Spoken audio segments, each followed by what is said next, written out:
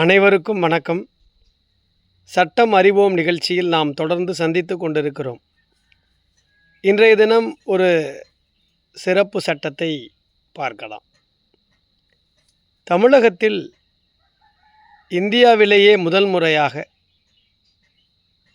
69% இடஒதுக்கீடு தமிழ்நாடு அரசு தேர்வாணைய பணியிட வாய்ப்புகளிலே வழங்கப்படுவதில் 20% தமிழ் வழியில் படித்த மாணவர்களுக்கு வழங்கப்படுகிறது என்பதை அனைத்து தமிழ் பள்ளியிலும் படிக்கக்கூடிய மாணவர்கள் தெரிந்து கொள்ள வேண்டும்.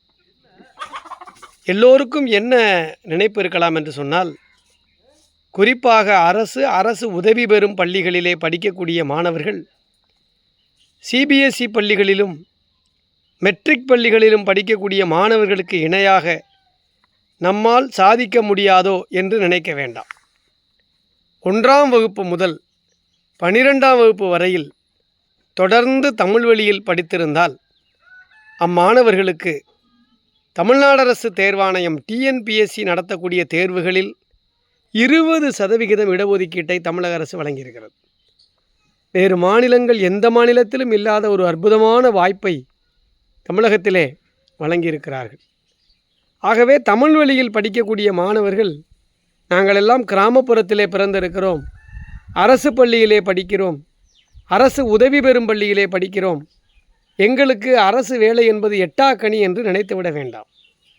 உங்களுக்கான வாய்ப்பினை தமிழக அரசு பிரத்யேகமாக 20%, அதாவது 100 பணியிடங்களுக்கு போட்டித் தேர்வு நடக்கிறது என்று சொன்னால் 20 இடங்கள் தமிழ் வழியில் படித்த மாணவர்கள். நினைத்து பாருங்கள், மொழி வாரியாக மொழியின் அடிப்படையில் 20% வேலைவாய்ப்பில் கொடுத்திருக்கிற ஒரே மாநிலம் தமிழ்நாடு அரசு.